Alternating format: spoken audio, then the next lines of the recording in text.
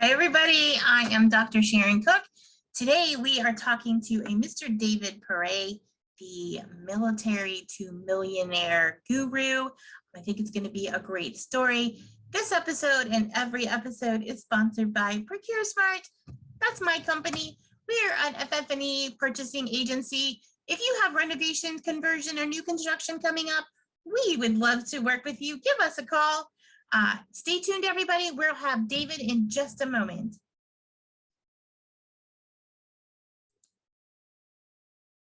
Hi, everybody. We are back. We were with, now, David, I should have asked you before we hit record. It is Pere, right? It is, and I'm impressed that you got that right. I had to do a little YouTube research, but it is. We are with David Pere. He's an investor. He is a hospitality investor, among many broad things. He is also an active reserve now military Marines. So we're going to talk to David. We're going to talk. He has a military to millionaire. Sorry, that's a little bit of a mouthful for me. I know. Military to millionaire. And we David, say hello and introduce yourself. Yeah, as you said, David Pere. I spent 13 years active duty in the Marine Corps, and in 2015, I got interested in real estate, started buying long-term rentals at first, and then I've done some Airbnb, and now we own a hotel as well, and kind of just kept buying stuff, and then was able to leave the military and take it full time. Now, this is something that you're very, not want to say serious about, but you have a long story about helping other military families move from military into investing. So I know, and in 2015, you had said, you read Rich Dad, Poor Dad by Robert Kiyosaki. So tell me how this book impacted you and how did it motivate you?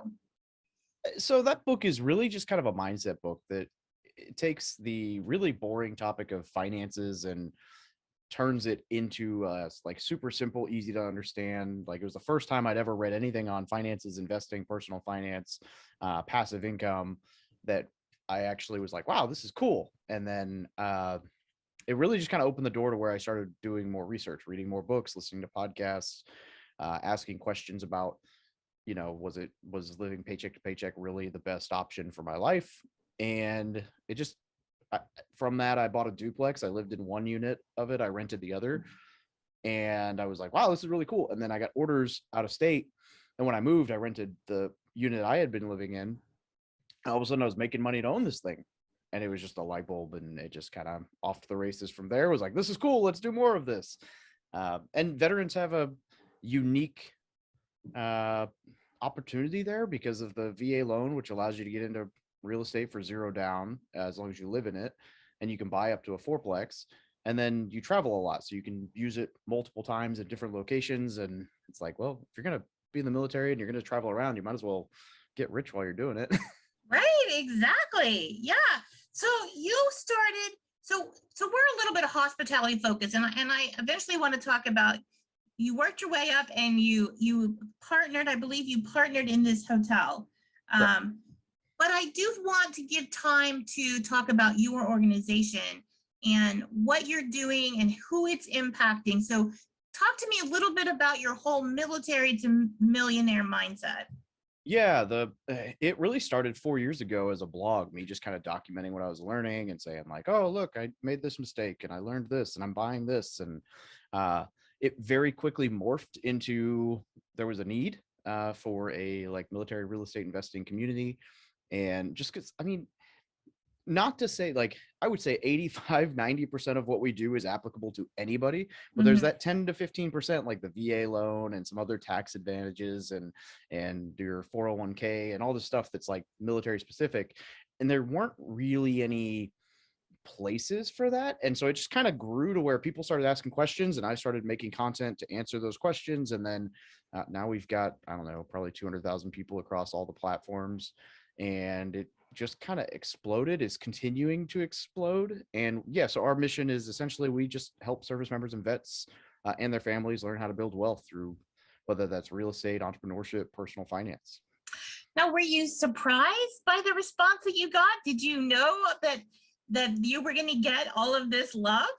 I had no idea. I mean, I'm this like weird homeschool dude who didn't even like, I failed an English class my senior year, and here I am now like a published author with 1 million blog posts and it's like people actually care what I say. It's weird. Yeah, it's still super crazy to me that it ever, I don't know. And I think the only reason it took off is because I just kind of treated it like it was myself the whole time. So I never, in the military community, one of the things that I have the benefit of being able to do is be excruciatingly like blunt and vulgar if I choose to, and just say whatever, however, and vets love that. So Right.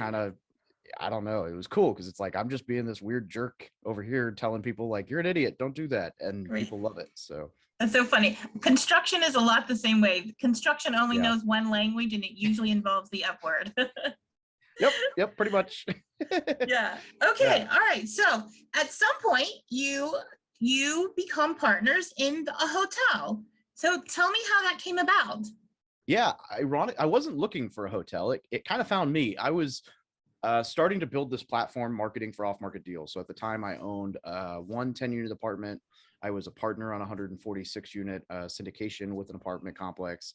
And I was starting to look for some bigger deals. But ironically, this was a piece of mail that I was sending out for people who own houses that landed in the hands of a guy who owned a single family house in this little town about 40 minutes from where I normally invest. But he also owned a 23 unit apartment, a 15 unit apartment, and a 40 unit hotel, the only hotel in the town. And he was like, he called me and we went back and forth probably 9 or 10 different phone calls before finally he was like, basically nailed down that if I was going to buy anything from him, I needed to buy it all from him because he wanted to retire and move to Florida and be done.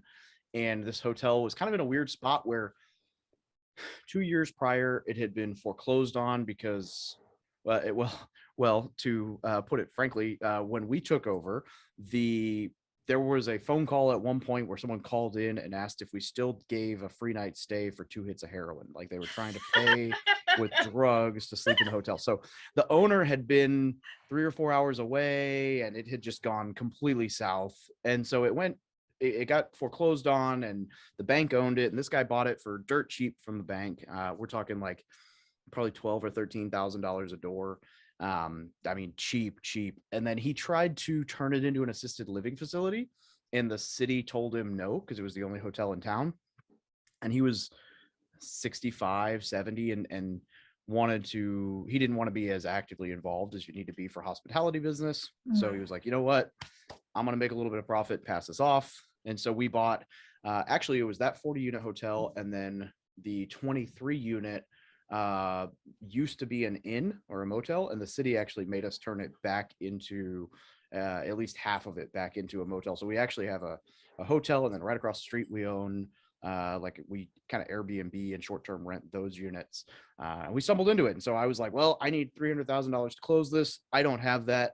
My roommate at the time was a mortgage lender in California, so he had money, and I was like, yo, you want in on this? He's like, yep. And then I called my other buddy in town. I was like, I don't know anything about hotels, you own a motel, you want in? And so the three of us formed a really ridiculously named LLC and took down all 79 units for I think a total purchase of 2.325 and 300 Wow. down.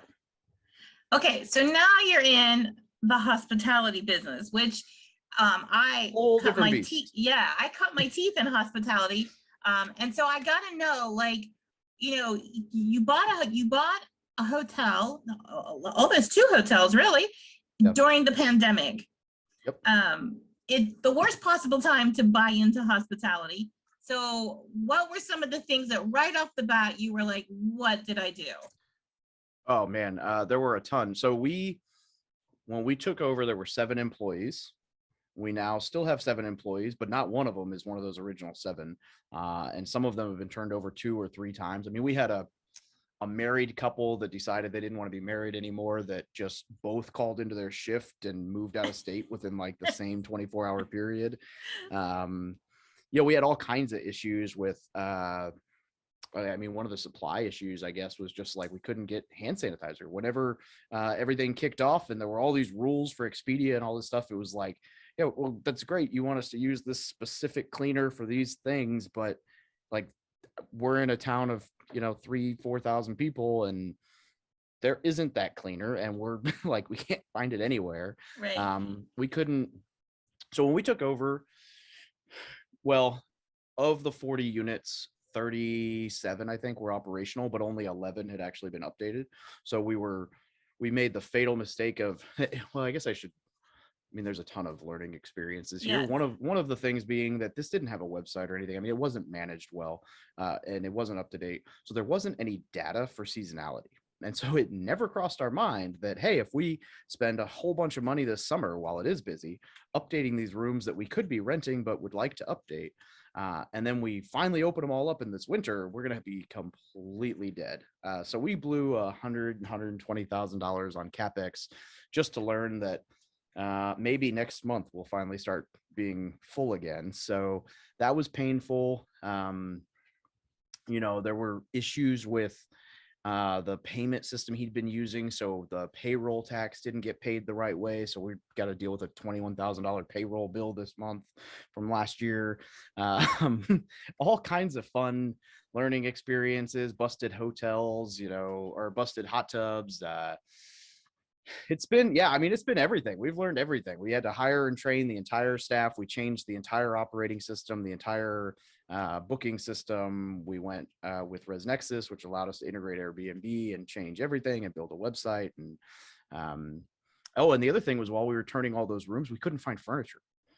Right. There was nothing. So we ended up having to go.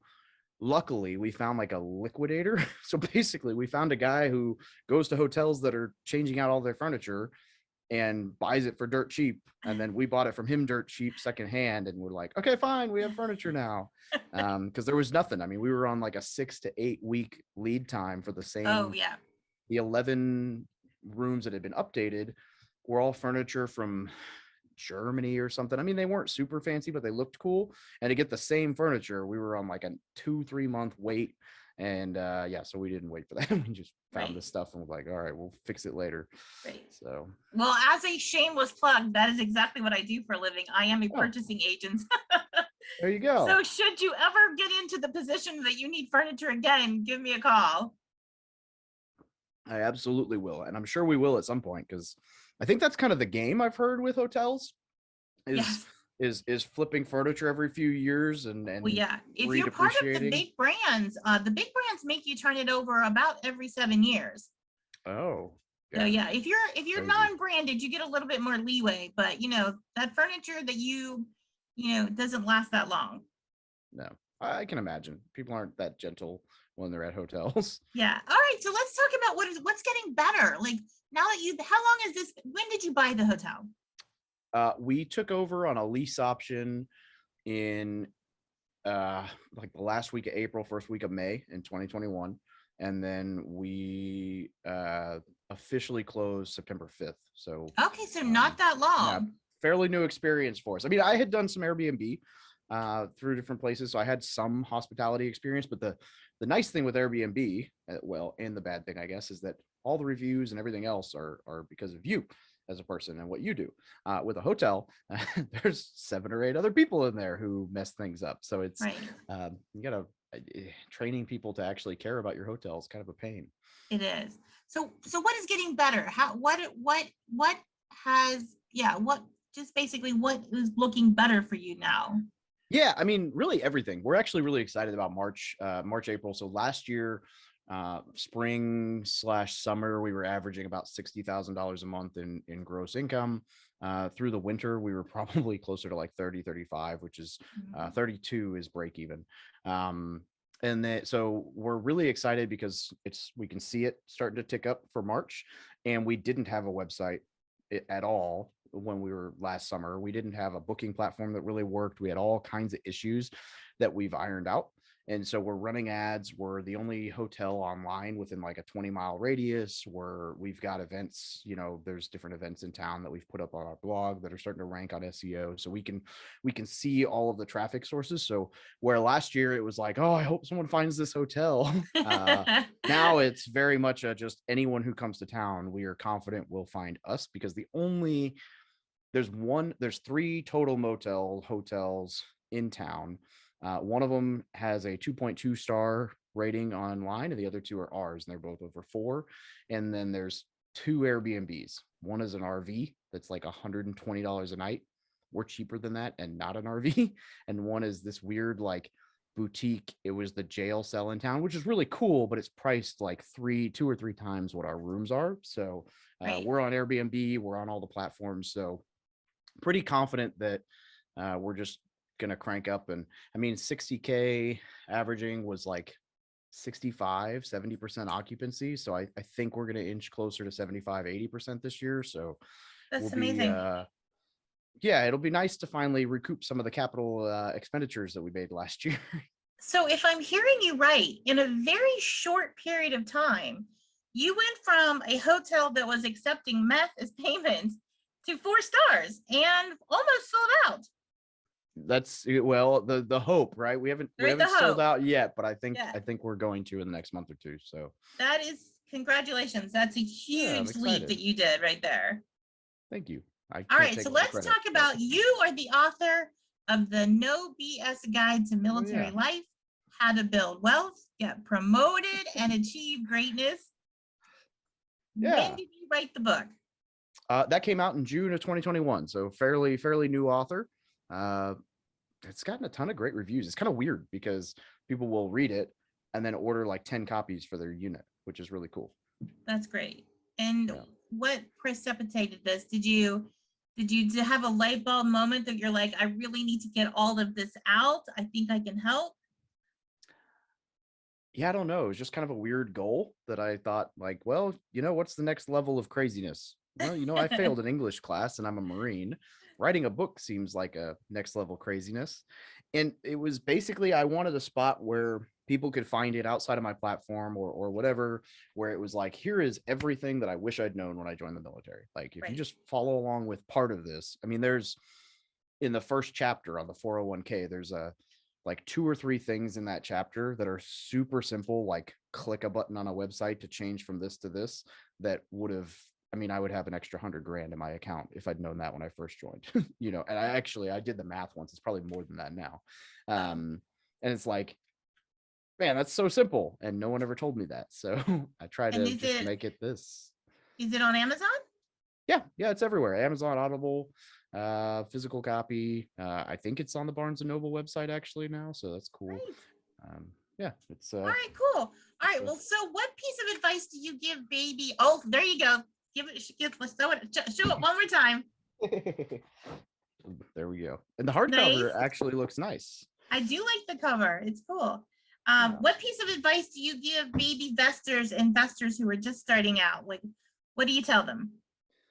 Well, my favorite thing is to house hack. So I think that house hacking is the single best way to get started in real estate, which is where you buy a 2, 3, or 4 unit, live in one, and rent the rest. And then you go from having to pay rent or having to pay a mortgage to not paying a penny. And then you learn about landlording. You usually get a primary residence loan, so it's cheaper. There's all kinds of benefits. And then you can Airbnb the units if you want and make extra money. I think that's like the single best way to get started in real estate because it's not scary and you're going to have to pay to live somewhere anyway. Or you might as well pay to live somewhere that your tenants are paying you back for. And then I guess if I was to turn that more towards a hospitality focus, I would say, remember that it's called hospitality, not real estate. And therefore, the single most important thing with the hotel/Airbnb business is making your guest have a good time. And if they don't and they leave a crappy review, you're going to tank your business real quick. And Yeah, unfortunately, yeah, you could bet the best hotel in the world, but a bunch of bad reviews and nobody cares. that's true. That's true. David, first of all, thank you for your service. I am very grateful. And second, thanks for doing this show. This was amazing. I think people will really love to hear your story. Now, we didn't talk about it, but you are quite the world traveler, right? Through the military in general, you have been everywhere. Not as much frequently as I would like to, but that's going to change soon. But yeah, I've lived. I was stationed in Japan when I first started, and I got to go. I've probably hit 7 or 8 countries in that first few years, and then different islands, different states, different. It's been good times. Yeah. Yeah. All right. Well, thank you, David. Thank you very much. Well, thank you for having me on the show. All right. We're going to put pause. All right, everybody, that was that was Mr. David Pere, millionaire, military to millionaire. I don't know why I'm struggling to say that.